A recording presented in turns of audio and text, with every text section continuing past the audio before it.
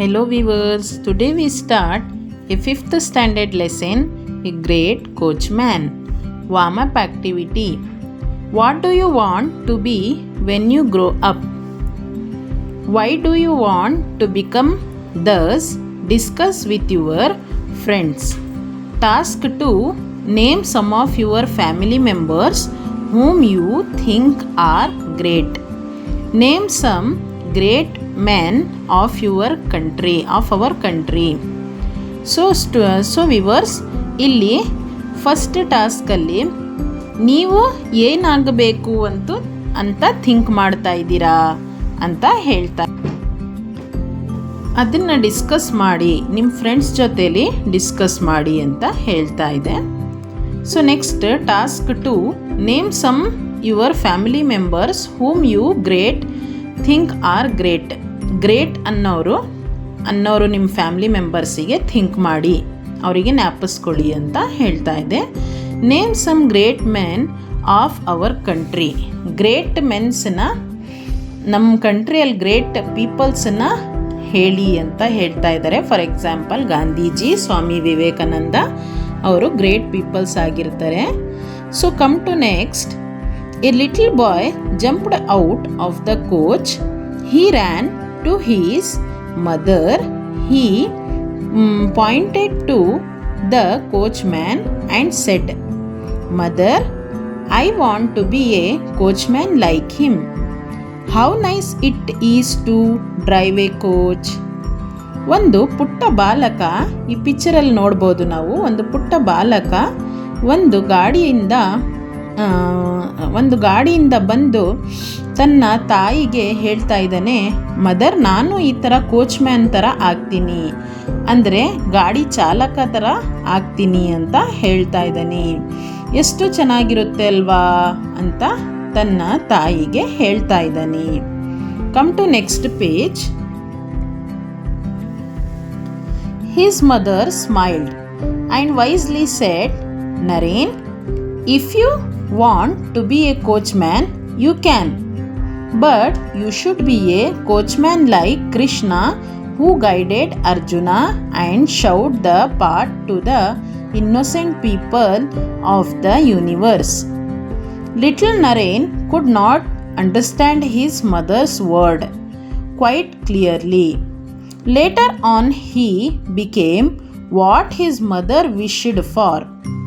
Narendra became famous as Swami Vivekananda. So ಆಗ ಆ mother smile ಮಾಡ್ತಾರೆ, ಆ ಮದರ್ ನಗ್ತಾರೆ, ಆ ನರೇಂದ್ರ ಮಾತನ್ನು ನೋಡಿ ನಗ್ತಾರೆ, ಪುಟ್ಟ ಬಾಲಕನ ಮಾತನ್ನು ನೋಡಿ ನಗ್ತಾರೆ. ನರೇನ್, ನೀನು ಕೋಚ್ಮ್ಯಾನ್ ಆಗಬೇಕು ಅಂದರೆ, ಗಾಡಿ ಚಾಲಕ ಆಗಬೇಕು ಅಂದರೆ ಆಗಪ್ಪ, ಆದರೆ ನೀನು ಕೃಷ್ಣ ಥರ ಆಗು. ಹೇಗೆ ಅರ್ಜುನನ ಕುಂಡ್ರಿಸ್ಕೊಂಡು ಹೋಗ್ತಾ ಇದ್ದ ಕೃಷ್ಣ, ಅದೇ ಥರ ನೀನು ಗಾಡಿ ಚಾಲಕನಾಗು ಅಂತ ಮದರ್ ಹೇಳ್ತಾರೆ. Little Naren could not understand his mother's word, ಅಂದರೆ ಆ ಮದರ್ಸ್ ಹೇಳುವ ಮಾತೆಲ್ಲ ಅವನಿಗೆ ಅಷ್ಟು ಅಂಡರ್ಸ್ಟ್ಯಾಂಡ್ ಆಗೋದಿಲ್ಲ, ಕ್ಲಿಯರ್ಲಿ ಆಗಿ ಅಂಡರ್ಸ್ಟ್ಯಾಂಡ್ ಆಗೋದಿಲ್ಲ. ಆದರೆ ಹೇಗೆ ಮದರ್ ವಿಶ್ ಹೇಗಿರುತ್ತೆ, ಅದೇ ಥರ ಮದರ್ ಆಸೆ ಹೇಗಿರುತ್ತೆ, ಅದೇ ಥರ ಲಾಸ್ಟಲ್ಲಿ ನರೇನ್ ಅವರು ಆಗ್ತಾರೆ. ಅಂದರೆ Narendra became famous as Swami Vivekananda. ಈ ಲೆಸನಲ್ಲಿ ನಾವು ಸ್ವಾಮಿ ವಿವೇಕಾನಂದ ಅವ್ರ ಬಗ್ಗೆ ನೋಡೋಣ. Narendra was Born on 12th of January 1863. His parents were Vishwanath Datta and Bhuvaneshwari Devi. They considered the child was a gift from Lord Vireshwara. Narendra ಅನ್ನೋರು, ಅಂದರೆ ಸ್ವಾಮಿ ವಿವೇಕಾನಂದವರು 12th of January 1863ಯಲ್ಲಿ ಜನಿಸಿದರು.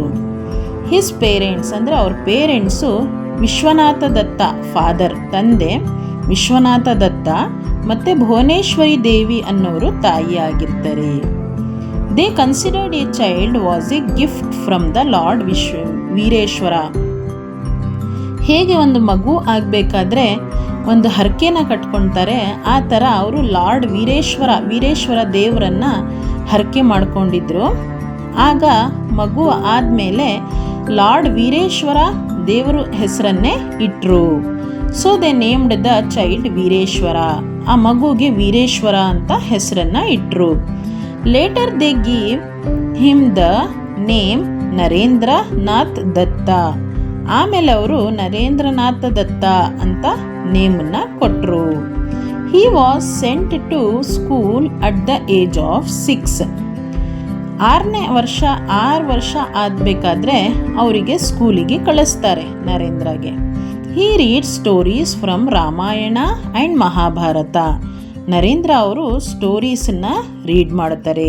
ರಾಮಾಯಣ ಮತ್ತು ಮಹಾಭಾರತ ಸ್ಟೋರೀಸನ್ನು ರೀಡ್ ಮಾಡ್ತಾ ಇರ್ತಾರೆ, ಅಂದರೆ ಓದುತ್ತಾ ಇರ್ತಾರೆ. He had a desire to study more and become a scholar. ಅವರಿಗೆ ತುಂಬ ಓದೋ ಕಡೆ ತುಂಬ ಆಸೆ ಇರುತ್ತೆ. ಡಿಸೈರ್ ಅಂದರೆ ಆಸೆ ಅಂತ.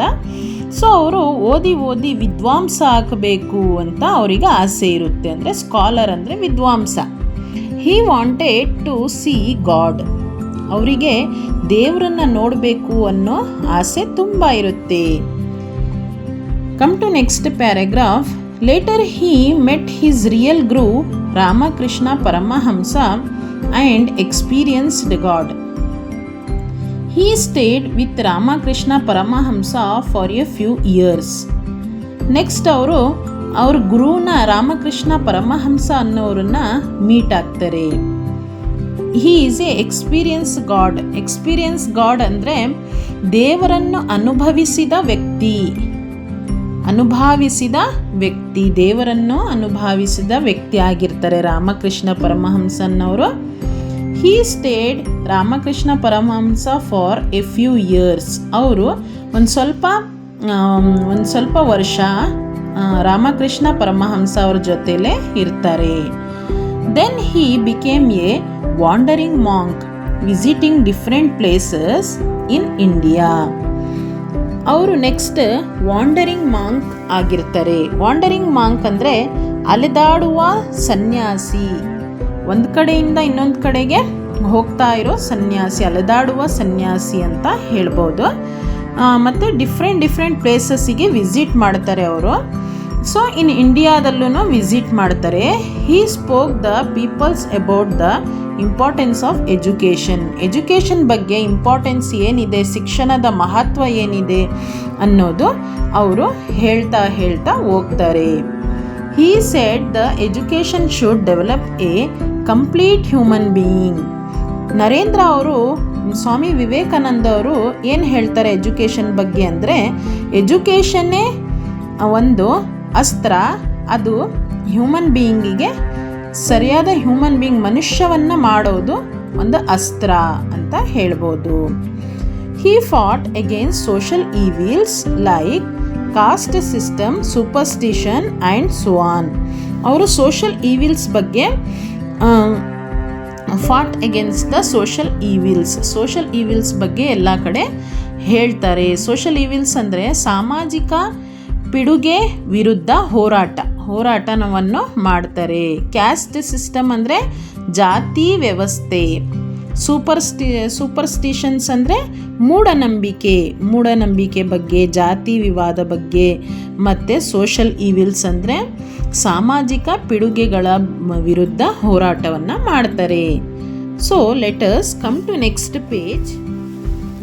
ಸ್ವಾಮಿ Vivekananda went to the United States of America USA in 1893.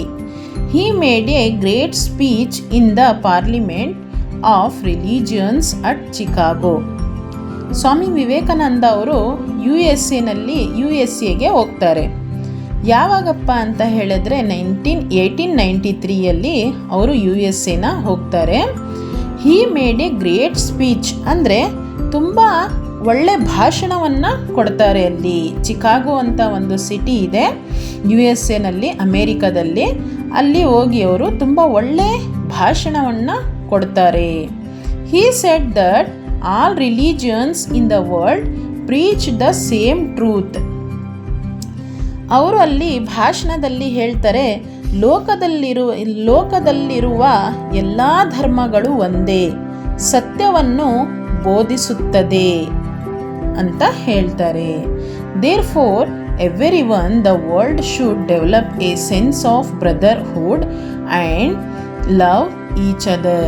ಅದಕ್ಕೋಸ್ಕರ ಎಲ್ಲ ಸಹೋದರ ಭಾವನೆಯನ್ನು ಮತ್ತು ಪರಸ್ಪರ ಪ್ರೀತಿಯನ್ನು ಹೊಂದಿರಬೇಕು ಅಂತ ಹೇಳ್ತಾರೆ. He came back to India and began to teach tolerance and love. ಅವರು ನೆಕ್ಸ್ಟ್ ಇಂಡಿಯಾಗೆ ಬರ್ತಾರೆ. ಇಂಡಿಯಾಗೆ ಬಂದುಬಿಟ್ಟು ಟಾಲರೆನ್ಸ್ ಅಂದರೆ ತಾಳ್ಮೆಯ ಬಗ್ಗೆ ಮತ್ತು ಕಷ್ಟವನ್ನು ಸಹಿಸಿಕೊಳ್ಳುವ ಶಕ್ತಿ ಹೇಗೆ ಉತ್ಪತ್ತಿ ಮಾಡ್ಬೋದು ಆ ಥರ ಆ ಟಾಪಿಕ್ನ ಬಗ್ಗೆ ಅವರು ಸ್ಪೀಚನ್ನ ಮಾಡೋದಕ್ಕೆ ಸ್ಟಾರ್ಟ್ ಮಾಡ್ತಾರೆ, ಅಂದರೆ ಟೀಚಿಂಗನ್ನು ಮಾಡೋದಕ್ಕೆ ಸ್ಟಾರ್ಟ್ ಮಾಡ್ತಾರೆ. ಮತ್ತು ಲವ್ ಪ್ರೀತಿ ಬಗ್ಗೆ ಹೇಳ್ತಾರೆ.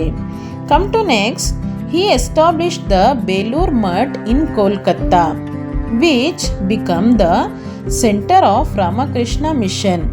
The main motto of Ramakrishna Mission is "Work is Worship." He lived for only 39 years, but his achievements are great.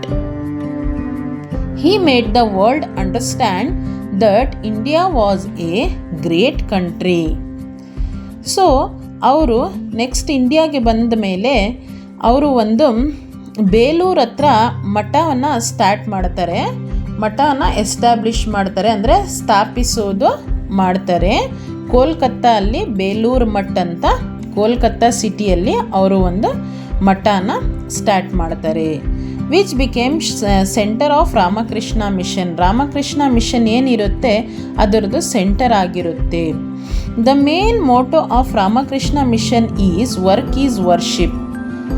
Ramakrishna ಮಿಷನ್ನಲ್ಲಿ ಮೇನ್ ಏನಾಗಿರುತ್ತಪ್ಪ ಅಂತ ಹೇಳಿದ್ರೆ, ನಮ್ಮ ಕೆಲಸವನ್ನೇ ಗೌರವ ನೀಡಬೇಕು, ನಮ್ಮ ಕೆಲಸವೇ ಕಾಯಕವೇ ಕೈಲಾಸ ಅಂತ ಏನು ಹೇಳ್ತೀವಿ ಅದನ್ನು ಮೇನಾಗಿ ಇಟ್ಕೊಂಡು ಅವರು ಟೀಚಿಂಗನ್ನು ಮಾಡ್ತಾರೆ. ಗೌರವ ನೀಡಬೇಕು, ನಮ್ಮ ಕೆಲಸವಿಗೆ ನಾವು ಗೌರವವನ್ನು ನೀಡಬೇಕು, ಮತ್ತು ನಮ್ಮ ಕೆಲಸ ಭಕ್ತಿಯಿಂದ ಮಾಡಬೇಕು, ಶ್ರದ್ಧೆಯ ಫಲ ಸಿಗುತ್ತೆ, ಸೃಷ್ಟಿ ಮತ್ತು ಯಶಸ್ಸು ಸಿಗುತ್ತೆ ಅಂತ ಹೇಳ್ಬೋದು. He lived for only 39 years. Swami Vivekananda ಅವರು ಬರೀ 39 ವರ್ಷವನ್ನು ಬದುಕಿರ್ತಾರೆ. But his achievement are great. ಅವರ ಸಾಧನೆಗಳು ಉತ್ತಮವಾಗಿರುತ್ತೆ. He made the world understand that India was a great country. ಅವರು ಇಂಡಿಯಾನ ಗ್ರೇಟ್ ಕಂಟ್ರಿಯಾಗಿ ಮಾಡಿ ಹೋದರು. Vivekananda's words guide us even today. ಈಗಲೂ ಸಹ ವಿವೇಕಾನಂದ ಅವ್ರ ವರ್ಡ್ಸ್ ನಮಗೆ ಟೀಚ್ ಮಾಡುತ್ತೆ, ಅಂದರೆ ಶಿಕ್ಷಣವನ್ನು ಕೊಡುತ್ತೆ ಅಂತ ಹೇಳ್ಬೋದು. Viewers, if you like my video, please like, share and subscribe to my channel. Thank you.